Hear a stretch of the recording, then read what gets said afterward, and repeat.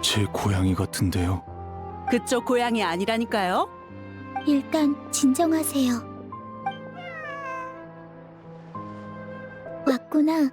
미안, 상황이 이래서 차를 끓여주긴 힘들 것 같아. 이건 제 친구네 고양이에요. 친구가 일 때문에 자리를 못 비워서 제가 대신 온 거라고요.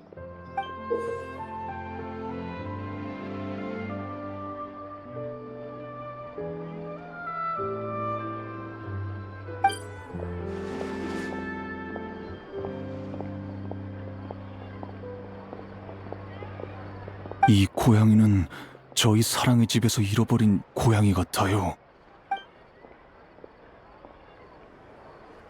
본이요? 고양이에게 임시로 지어준 이름이에요.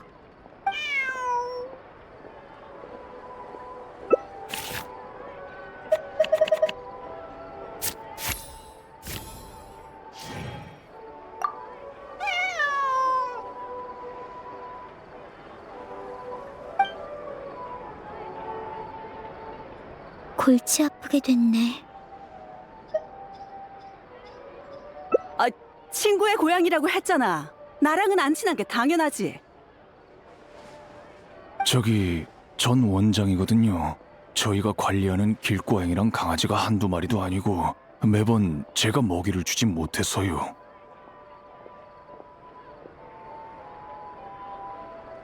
그냥 어렴풋이 기억나서 확인차 와본 거예요. 혹시 아니더라도 찾아오는 주인이 없으면 사랑의 집에서 이 병을 도울 수도 있으니까요. 아, 저흰 주인 없는 동물을 구조하는 단체예요. 벌써 수십 년이나 됐죠. 전 현임 원장 분우아라고 해요. 사랑의 집 들어본 적 있어요. 리온의 구역에서 평판이 좋던데요. 네네, 그게 바로 저희예요. 저기 혹시 괜찮으시면 고양이 좀 자세히 살펴봐도 될까요? 제가 정말 잘못 기억한 거라면 이쪽 분 고양이가 맞겠지요. 제 친구 고양이가 맞다니까요. 보니, 이리 온.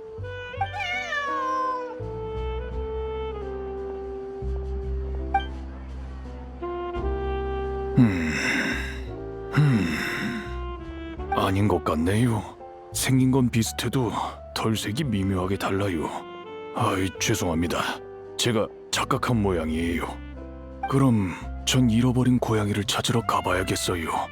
여러분, 나중에 다시 사과하러 찾아뵐게요.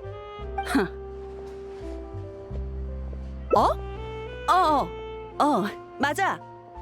잠깐, 당신 방금 거짓말을 했군요. 거짓말? 무슨 소린지 모르겠네. 눈빛, 호흡, 자세.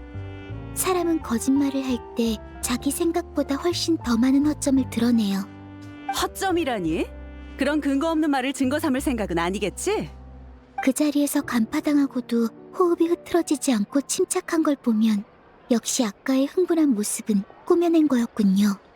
나쁜 사람이면 이제 서둘러 자리를 뜨려 할 테고 좋은 사람이면 아마 경비대 같은 사람이려나요? 증거 있어? 그냥 감이에요. 하, 감이라. 역시 리넷이네. 네 말이 맞아. 난 엘로디, 경비대의 일원이야. 국제 밀수 사건을 조사하는 중이지. 그리고 이 고양이, 보니의 주인이 사건의 유력 용의자야. 용의자는 며칠 전 어디선가 소문을 들었는지 도주해버렸어. 고양이도 아마 그때 두고 간 거겠지. 마침 신문 공고를 보고 고양이를 찾으러 나타나지 않을까 싶어서 와봤는데 아무래도 내가 너무 과대평가한 것 같네. 이번 사건은 파장이 커서 그림자 수사청은 물론 경비대와 특별순찰대까지 조사에 착수했어. 그러니 아무리 사소한 기회도 놓칠 수가 없었지. 신형 금지 약물 모조생트야. 지금까지 시중에 유통된 생트는 모두 회수했지만 사람들의 허전한 마음은 하루 이틀 만에 메어지지가 않거든. 범인은 그 틈을 노려 모조생트를 개발하고 소규모로 판매한 것 같아. 유사한 사건이 재발하지 않도록 엄격히 통제하고 있는 탓에 범인은 우리가 알아차리기 전에 판매 루트를 해외로 전향하고 모조생트를 밀수하기 시작했어. 최근에 겨우 해외에서 모조생트에 대한 정보를 입수해 초기 거래의 흔적을 추적했지만 시간이 너무 오래 흘러서인지 유용한 단서는 찾지 못했지. 그림자 수사청은 해당 약물을 제조할 능력이 있는 사람을 전부 조사했고 그러다가 보니의 주인을 찾아낸 거야. 폰타인 과학원의 피에르라는 연구원이야. 피에르 레페브르라고 부르는 게 정확하겠네. 레페브르.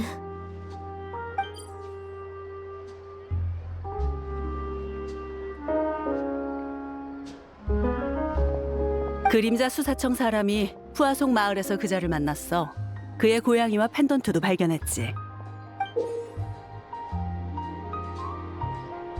당시엔 그의 혐의가 크지 않고 거처에서 수상한 점도 찾지 못해 그림자 수사청도 더 신문하지 않았어. 하지만 이후 펜던트에 새겨진 문양이 레페브르라는 악명 높은 귀족 가문의 문양이라는 걸 발견했지. 다시 한번 피에르를 찾아갔을 때 그는 이미 도주한 상태였어. 지금은 경비대와 특별순찰대가 전부 피에르의 행방을 찾고 있지. 그건 아니야. 레페브르 가문은 이미 오래전에 몰락했거든. 맞아. 몇 년 전 레페브르의 가주와 핵심 구성원들이 정체불명의 자객에게 암살당하면서 레페브르 가문도 하루아침에 몰락했지. 워낙 악행을 일삼던 자들이라 남은 구성원도 곧 다른 세력에게 보복당했어. 지금은 병에 걸리거나 굶어 죽은 게 아니면 이름을 숨기고 살아가는 게 대부분이지. 피에르도 그중 한 명이었어. 이름과 신분을 위조해 폰타인 과학원에서 숨어 지내다가 이제야 꼬리를 밟힌 거지. 너희가 현명하고 정의롭다는 얘길 동료들에게 자주 들었거든. 혹시 피에르나 그의 일당이 본의를 노리고 너희한테 접근할지도 모르니까 눈여겨봐달라는 의미로 말해주는 거야.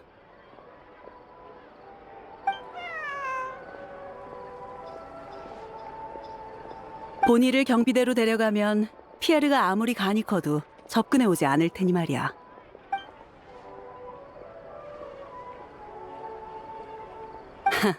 피에르가 진짜 나타날 거라고 기대하진 않지만 작은 기회도 놓칠 수는 없거든. 난 이만 다른 곳을 조사하러 가야겠어. 혹시라도 피에르가 진짜 나타나면 바로 연락해줘.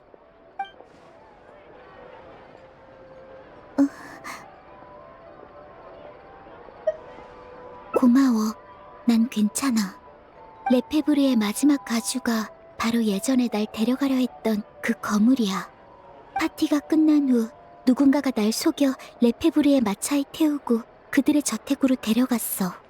다행히 그들이 목적을 이루기 전에 아버지를 만났지만 말이야. 응, 아버지가 레페브르를 처단해 주셨어. 그 뒤로 나와 오빠는 벽난로의 집에 들어갔지. 이렇게 오랜 시간이 흘렀는데 또 레페브르라는 이름을 듣게 될 줄은 몰랐네.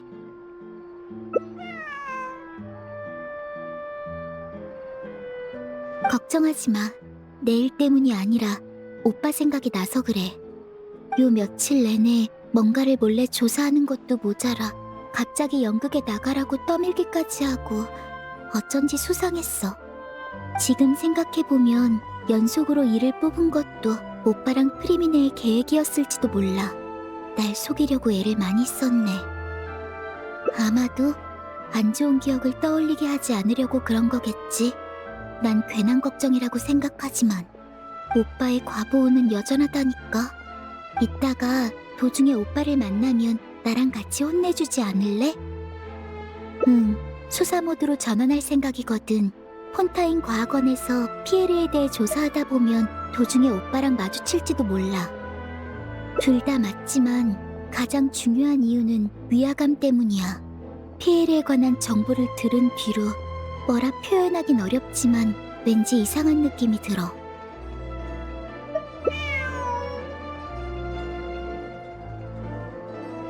좋아, 극단 쪽엔 편지를 보내서 설명할 테니까 준비되면 출발하자.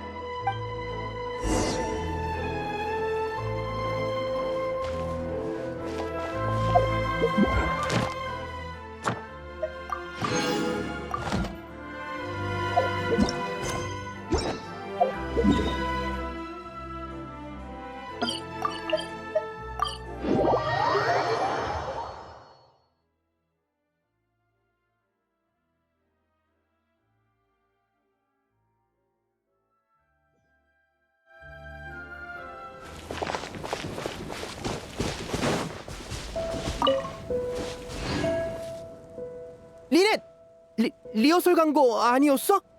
연기는 그만해도 돼. 오빠도 나도. 알지?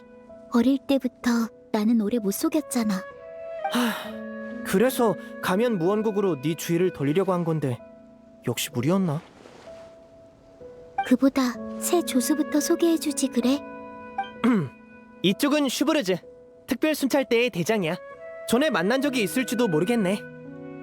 오랜만이야.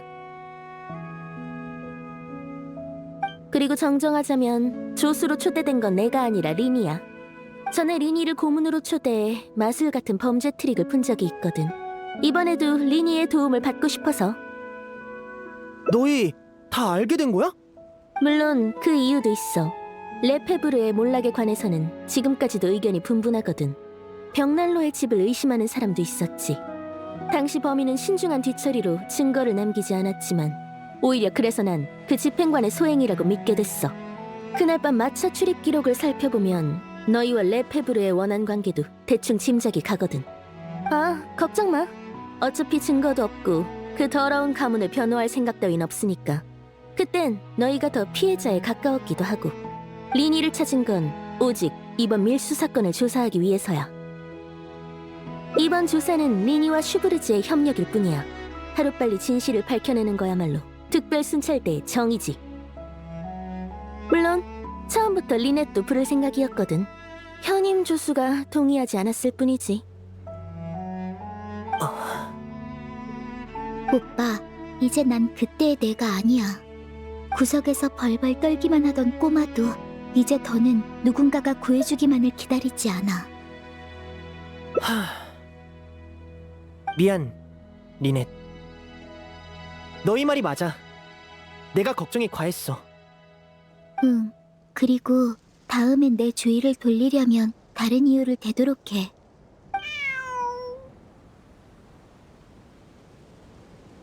이건 새로 주운 고양이야? 본이라고 해. 설명하려면 복잡하니까 이따가 얘기해줄게. 그럼 반대는 없는 거지? 리넷, 여행자, 앞으로 잘 부탁해. 내가 알기로 레페브르 가문의 문양 사용에는 엄격한 규칙이 있었어. 지위와 학렬에 따라 사용할 수 있는 문양이 달랐지. 펜던트에서 발견한 문양은 혼의 자식을 의미해. 지금으로선 그럴 가능성이 커. 그 덕분에 가문이 몰락할 때 목숨을 건지고 폰타인 과학원에 숨어들 수 있었던 걸지도 몰라. 그런데 피에르의 동료에게 흥미로운 이야기를 들었어. 그는 명목상으론 이곳의 일원이지만 사실상 거의 제명당한 상태였다는 거야. 피에르는 한때 생트에 빠져서 폰타인 과학원의 실험 재료로 유사한 물질을 제작하려 했다고 해. 그는 연구를 위해서였다고 주장했지만 결국 근신 처분을 받아 더는 관련 재료에 접근하지 못하고 다음 조치를 기다리는 신세가 됐지. 그러나 안타깝게도 폰타인 과학원에 여러 가지 일이 생기면서 피에르에 대한 정식 처분과 관련 보고 업무는 모두 보류된 상태야. 지금의 연구원 중에는 피에르의 집안에 대해 잘 아는 사람은 없는 것 같아. 성격이 괴팍해서 늘 혼자 다녔다고 하더라. 푸아송 마을에 거처해서 펜던트 외의 단서는 찾지 못했어. 모조 생트의 샘플을 분석한 결과 제작 및 보관 과정에서 강렬한 흔적이 남는다는 사실이 발견됐어. 일반인은 몰라도 경비견의 코를 피할 순 없지. 하지만 피에르의 거처는 무척 깨끗했어. 게다가 해외로 뭔가를 보낸 기록도 없어서 그림자 수사청도 처음엔 피에르를 용의자로 특정하지 않았던 거야. 어쩌면 모조 생트를 제작하는 다른 거점이 있을지도 몰라. 이웃의 말에 따르면 피에르는 장시간 집을 비우는 일이 많았지만 거리에서 보인 적은 거의 없었대. 만약 목격자를 줄이기 위해 혼자 움직인 거라면 은신처로 갔다고 보는 게 합리적이겠지. 하지만 그가 사라진 후 경비대가 푸아송 마을 주변을 샅샅이 뒤져도 수상한 장소는 발견되지 않았어. 푸아송 마을. 푸아송 마을과 드브로 호텔 사이엔 바다가 있어. 고양이가 혼자 헤엄쳐서 건너오진 못했을 거야. 고양이? 갑자기 무슨...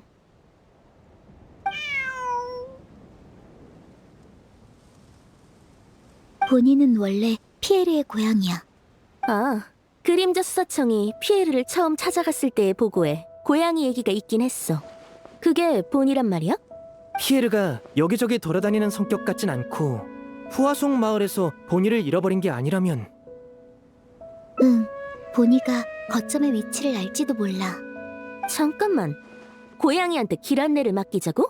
훈련을 거친 경비견도 아닌데 우리 생각을 어떻게 전하려고?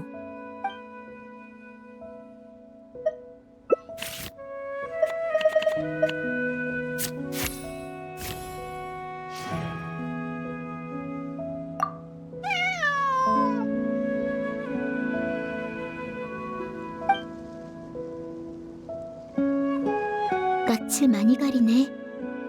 냥, 냥냥냥, 냥.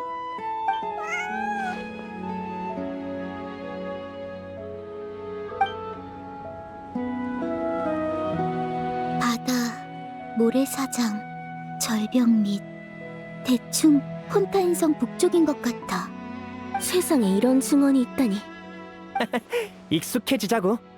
사실 고양이도 사람도 절반 이상의 의사소통이 몸짓으로 이루어져. 하지만 사람은 대부분 언어에만 지나치게 의존하지. 물론 너무 복잡하면 해석이 안 되지만. 어쨌든 단서를 찾았으니 다행이야. 이제 조건에 맞는 장소를 찾아보자.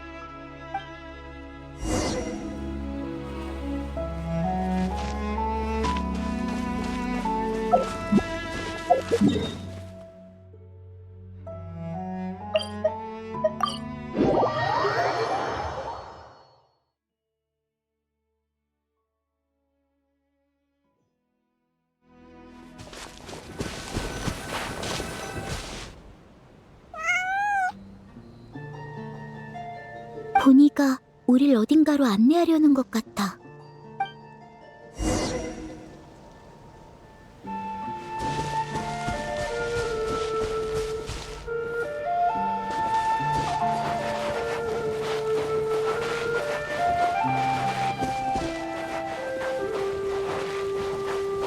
경비장치야. 조심해.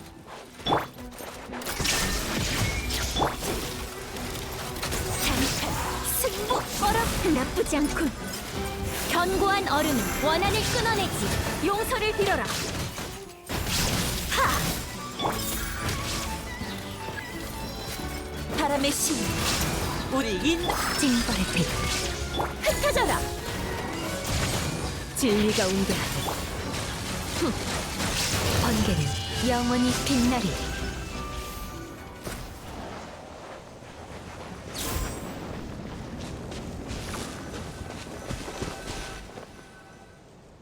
이렇게 쉽게 찾아낼 줄은. 안 되는 건 알지만 당장이라도 특별 순찰대에 스카우트하고 싶을 정도야. 충분히 이해해. 매일 다양한 업계에서 리넷을 스카우트하고 싶다는 편지를 보내오거든. 일단 주변을 조사해보자. 수상한 물건이 잔뜩 쌓여있어.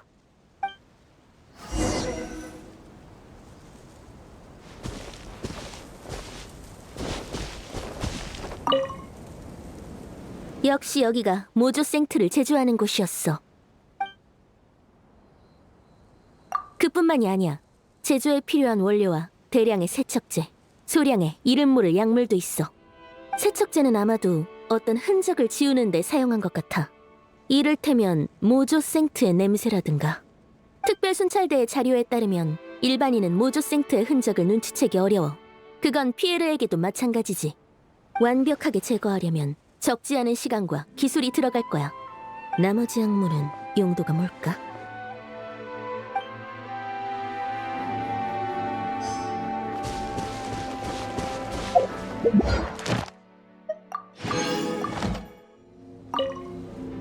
이 주머니는 소재가 되게 특이하네. 맞아. 둘 다 바다 이슬꽃 섬유로 만들어졌는데 이건 더 정교한 처리를 거쳐서 방수성과 밀폐성이 뛰어나고 부식에도 강해. 줄도 특수 제작돼서 입구를 단단히 묶을 수 있지. 이건 말고도 동일한 소재의 주머니를 더 발견했는데 크기도 작고 두께도 얇아서 잘 망가질 것 같더라. 확실히 그렇네. 밀봉하면 모조 생트의 냄새를 감별하는 경비견의 코를 잠시나마 속일 수 있을지도 몰라. 그럼 이 큰 주머니의 용도는 뭘까? 모조 생트를 밀봉하는 데 사용하기엔 너무 눈에 띄는데?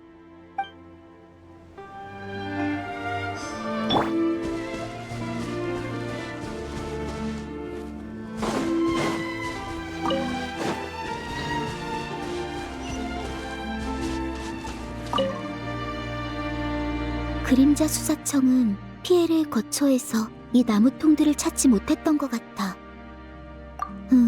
피에르의 행동 패턴에 맞지 않아. 그럼 어떻게 운반한 걸까?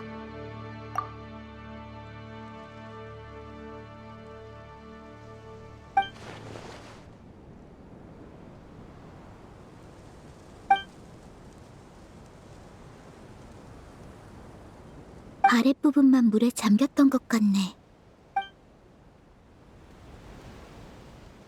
우리가 발견한 약물로 볼 때 피에르는 이곳에서 모조 생트를 제조했을 거야. 떠날 때는 특제 세척제로 몸에 남은 흔적을 제거해 성을 순찰하는 경비견을 속인 것 같아. 그 다음엔 작은 주머니로 모조 생트를 밀봉해 다른 곳에 전달한 걸까? 아니, 이번 용의자는 증거물을 소지한 채 돌아다닐 사람 같진 않아. 그러면 목격자가 너무 많아지거든. 세척제와 밀봉 주머니로 경비견을 속일 순 있어도 전달 과정에서 행인이나 순찰 중인 경비대의 눈에 띄면 단번에 탄로나니 너무 위험해. 나무통의 아랫부분엔 물에 잠긴 흔적이 있지만 윗부분엔 없어. 꼭 물속에 서 있었던 것처럼.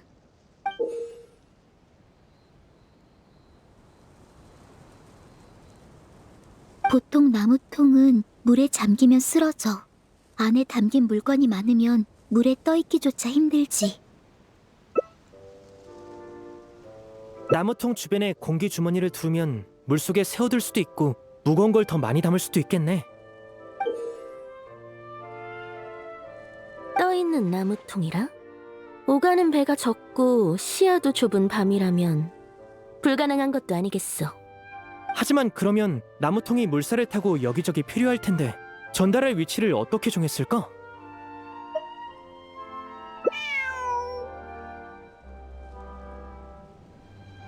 여행자, 나랑 같이 물밑을 조사해 줄래? 어쩌면 고양이를 붙잡는 줄이 있을지도 몰라.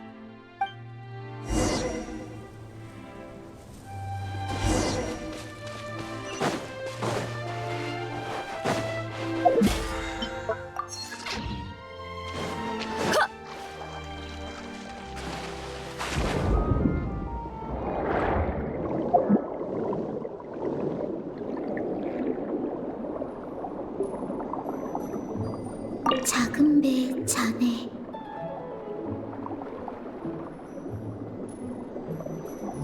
여긴 아닌 것 같아.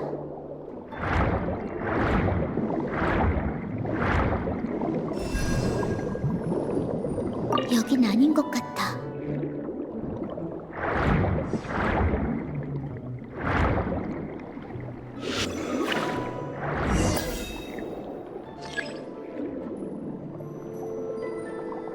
찾았다. 올라가서 얘기해주자.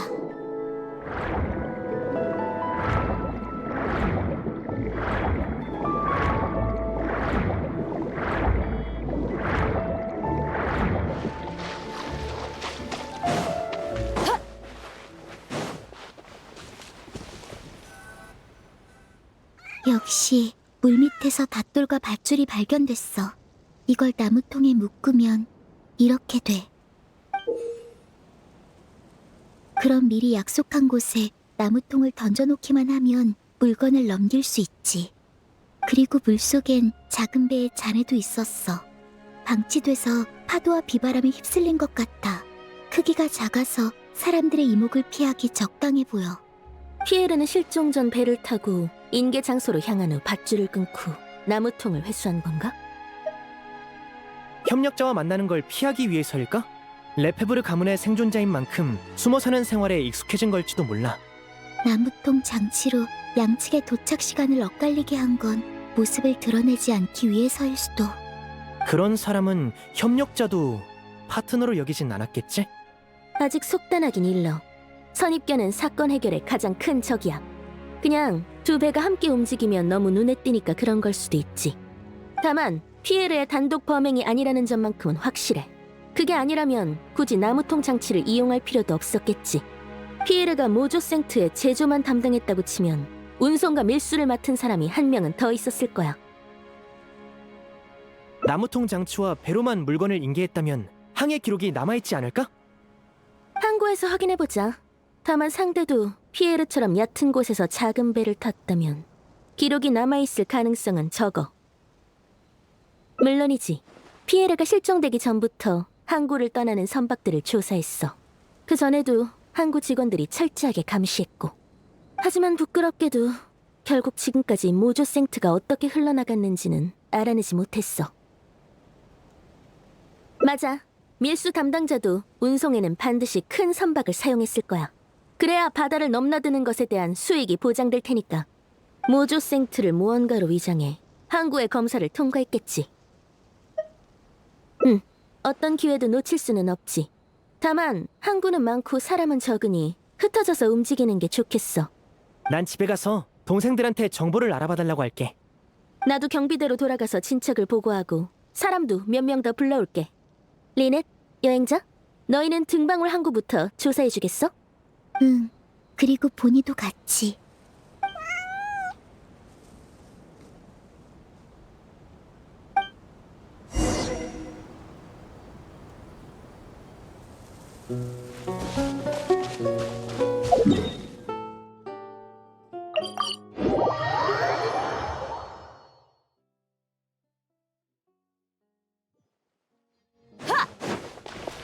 별과 오늘의 의뢰를